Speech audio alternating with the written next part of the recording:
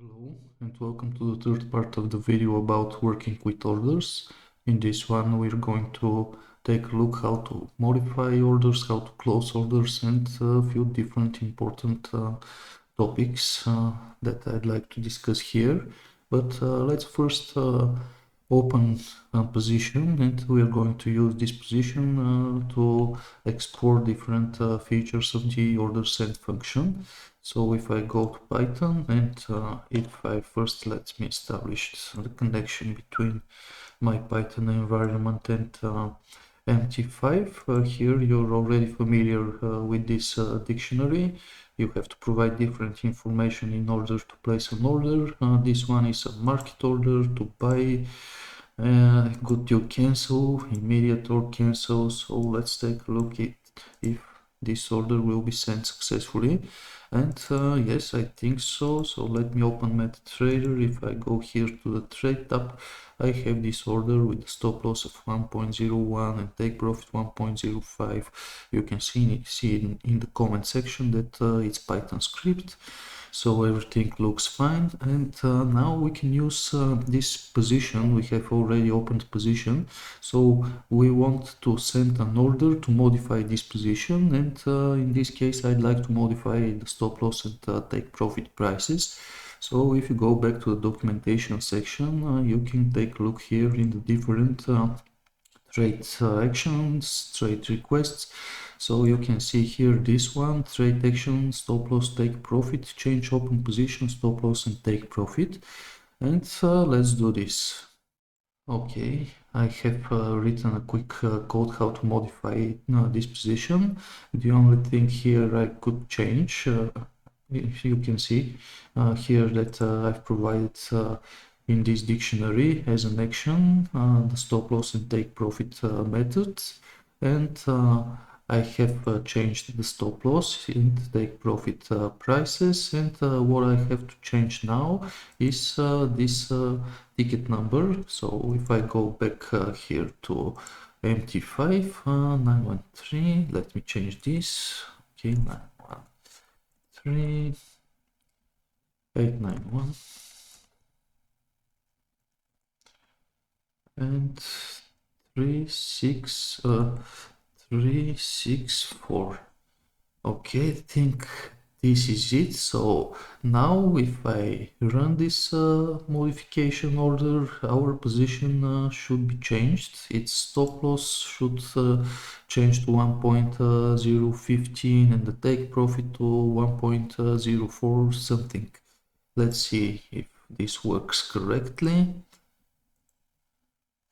Okay, this return code means that trade red code done, which means that the position should be changed. And yes, you can see here that the stop loss and take profit are now different than the initially set with the first order stop loss and take profit prices. So the modification method works.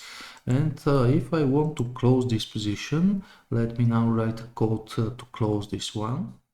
Okay, now I'm back here to Spider with the closing order. So again, I have open position here, this one, and in order to close it, I want to place an order. And because this order is going to be a market one, I'm going to close a buy position. Here you can see that we are long in the Euro USD currently. Because this is a buy position, I have to sell. So in order to close the position, I need an opposite order. And again, you've seen this now many times. So the last thing I should do is to change the position number. This time I can copy paste this one, and if I run this request result structure, here it is, and the return code once again is 10009, which means that the closing has been successful. Let's confirm this in the MetaTrader platform. But obviously something is wrong, or not exactly, because if you take a closer look, you see that actually we've closed partially some part of the position. So now, if you remember, initially we had 0.1 lots open, but now we have 0.07. And why this have happened? When I did this intentionally, and probably you've seen here that inside the volume key value pair, I've provided only 0.03 lots to be closed, which means that this order was full partial closing. And if I want to close the remaining 0.07 lots, let's take a look if this works. I have to run this function once again and order sent. Now, yes, our order is closed. And let me wrap up this section about working with orders. If I go to the documentation, now you're familiar with this request and result structure. The request one creates a dictionary with the relevant information that is needed in order to place your trading order, market or pending. And the result structure returns information about the success or failure of your position your order placement. And we've discussed in the previous videos how to get different error codes. You're now familiar with the different actions. So here for market order you have deal. If you want, you can try how to place, modify or delete pending orders with modified stop loss and so on. You just have to spend a little bit of time here and experiment by yourself with these different features, but I'm sure that you're now pretty confident what you have to do here and how to manipulate your orders using different fields and arguments. Of course, you should take a closer look at this filling method and the order type depending on market or pending orders. But I think this is almost everything. The last thing I'd like to show you here, you've seen already part of this structure, but you can access different kind of information.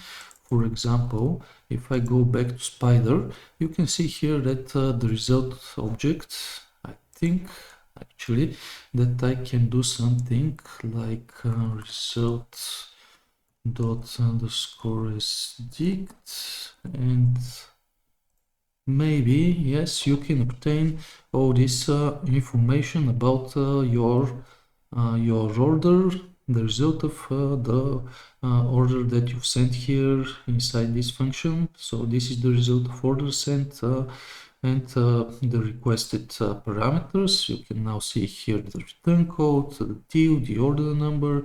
We had 0.07 lots and so on and so on. So I think this is everything for the moment, and thanks for watching guys, and see you in the next video.